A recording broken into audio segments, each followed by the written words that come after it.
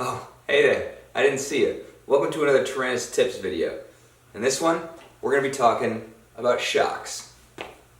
Now, on most go-kart shocks, you'll see that they are actually adjustable, which allows you to set sort of this preload on the spring by cranking this over into the various positions, and you can make them slightly stiffer or slightly softer depending on where you set your preload. Now, that's only going to get you so far. But what I really want to talk about is if you're designing a custom front end like we have here on this go-kart, how to decide where to put your shocks.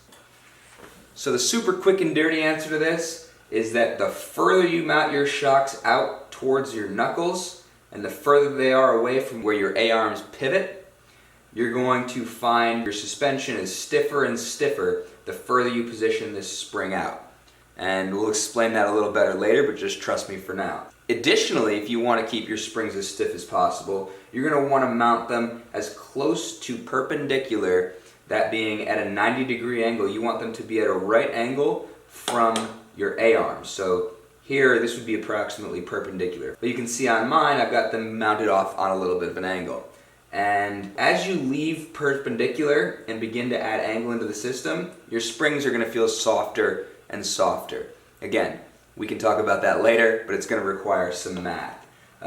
So the quick and dirty, if that's all you care about, is for maximum stiffness, mount your shocks as far away as possible and as close to perpendicular as possible. And for a softer ride, you can start to clock those shocks in.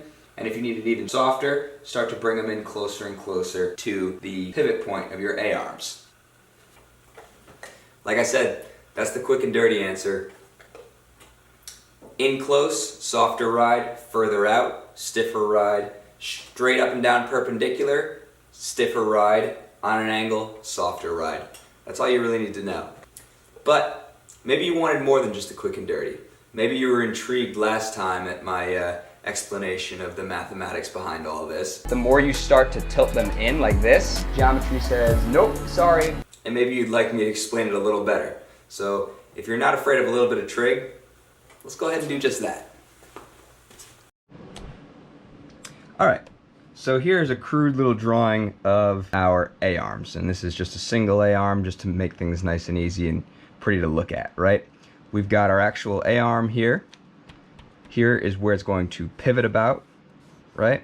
And then here's our wheel, okay? And then right here, of course, is our shock absorber. And so the forces that we're going to be working with are going to be a force applied by our spring, and then an opposing force applied out here at the center of our tire that represents the weight of the cart. Okay?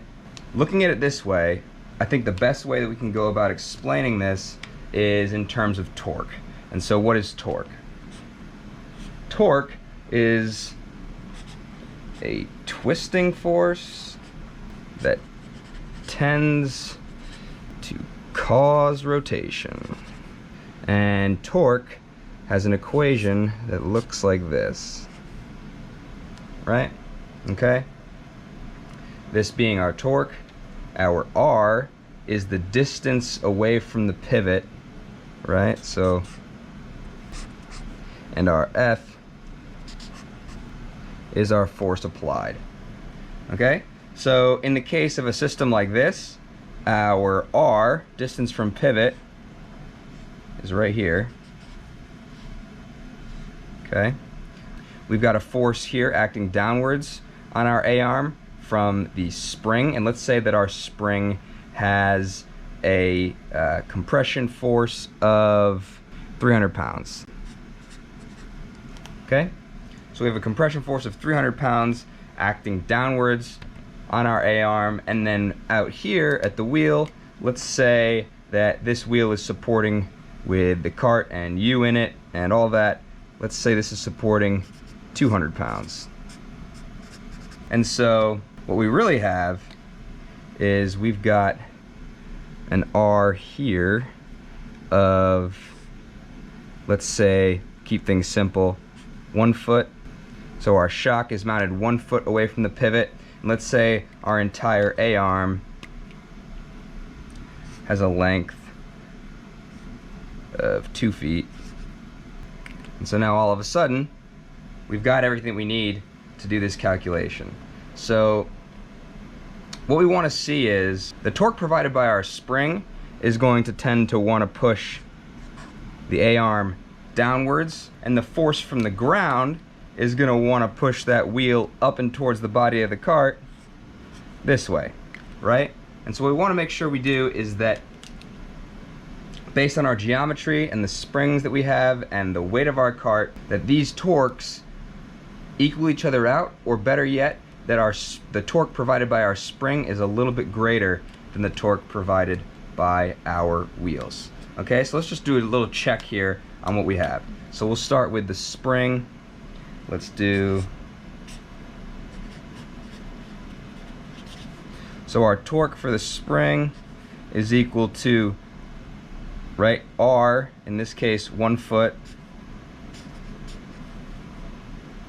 times the force, which is 300 pounds. And this is nice and easy. We end up with 300 foot-pounds.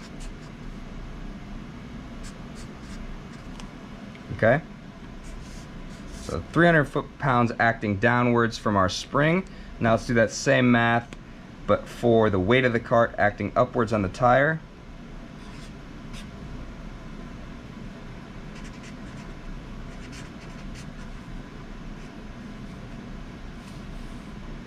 This time we have an R of 2 feet, so let's go 2 feet times a force of 200 pounds. And we're going to end up with 400 foot-pounds of torque. Okay?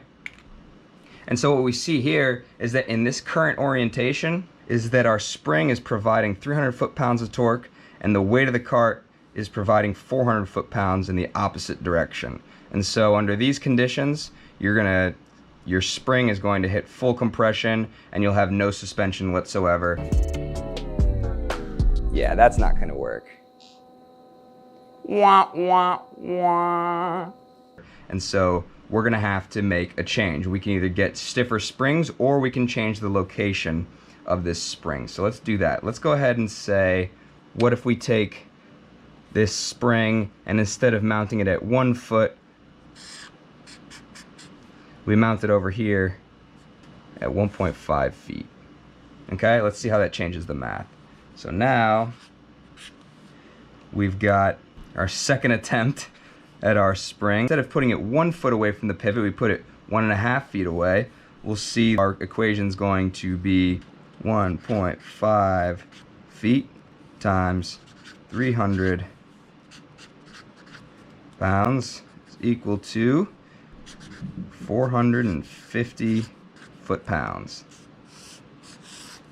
So now we can see just by moving our spring over another 6 inches, we picked up an extra 150 foot-pounds of torque. And now with our spring in this new position, further out down the A-arm, we can see that we actually exceed the amount of torque that's being created in the opposite direction by the weight of the cart. And so this is a pretty nice setup. This gives us a little bit of wiggle room so that it takes a decent bump before our suspension really starts to flex. And that looks pretty good. If you're going to mount your shocks directly up and down, completely perpendicular to your A-arms, all that's going to matter is how far out you put them. And the further out you put those shocks, the stiffer your suspension is going to be. And that comes down to just simple leverage. It's the same thing as like if you try to back off a bolt with your 1/4 inch ratchet and then you step up to a 1/2 inch, it's going to be way easier because you've got a way longer lever arm, and that's going to allow you to have better mechanical advantage. So here, the further out you move your springs down towards the end of that A-arm and the closer they get to your wheel, the stiffer you're going to get your suspension to be. Now, all that being said, this equation works only if your spring is mounted exactly perpendicular to your A-arms. And that is almost never the case. So let's go ahead and take a look at what happens if you mount your spring on an angle. All right. So here's our A-arm.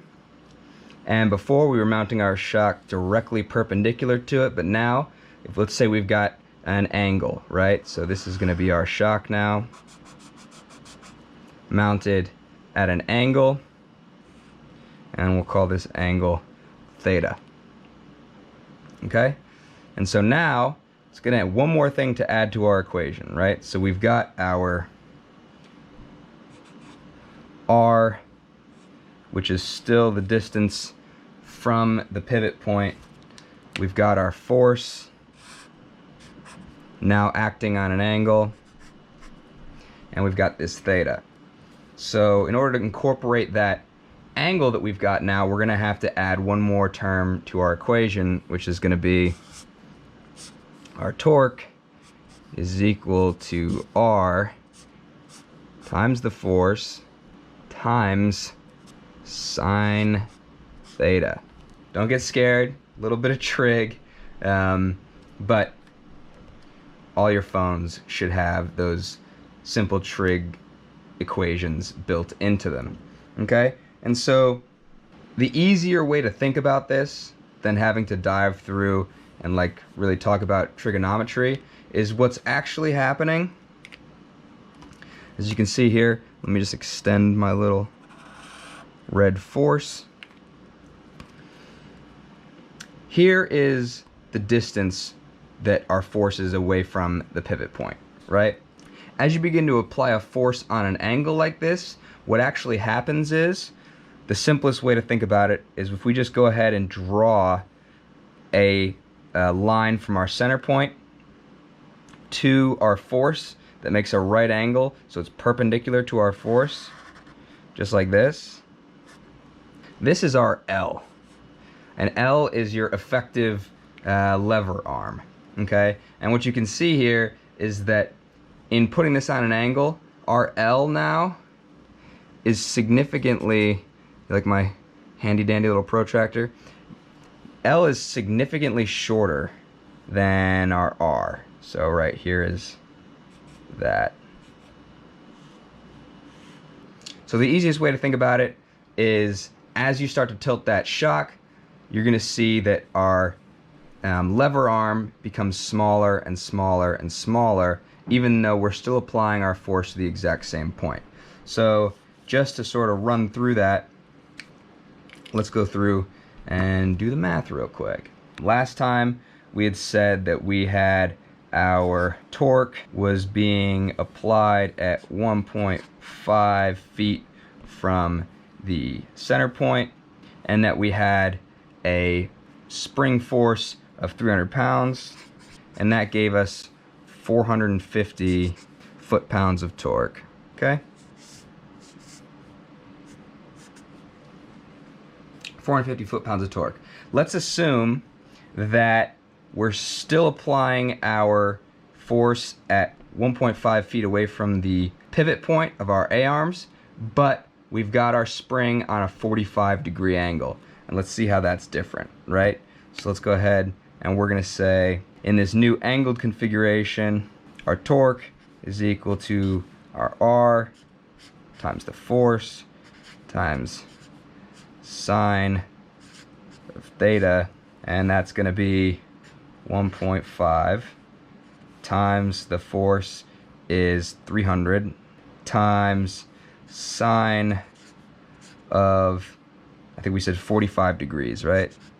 45 degrees. So again, our distance from the center is exactly the same, our weight is exactly the same, but now we've just introduced this angle into our equation, right? And so what this ends up working out to is, we already know 1.5 times 300 is 450, and you can check me with your calculator, but I happen to know that sine 45 works out to 0.7 approximately. And so we end up with a torque of 315 foot-pounds. Okay? So obviously this is significantly lower than the torque that we were able to create when completely perpendicular at that same exact spot. See, that wasn't so hard, was it? I really hope you found this video helpful, and if you did, definitely consider hitting that like button. And if you're new here, we'd love to have you subscribe. We do a ton of these Tyranis tip videos in addition to our actual episodes of Tyranis Customs, where you'll see us working on this kart or that red kart over there that you would have seen last episode, or maybe this bike behind me. We got a lot of cool fun projects coming up. And if you've got any burning questions you'd like answered pertaining to the kind of stuff that we do here, whether it be about our go-karts, about your go-kart, about small engines, about anything that's really applicable, drop that down in the comments. I'm always looking for new stuff to make videos on. We're checking the comments. We're on Reddit. We're on Instagram at Tyranis Customs. We're all over the place. So we appreciate you guys. We appreciate all the support. And we're going to keep those videos coming. So take it easy.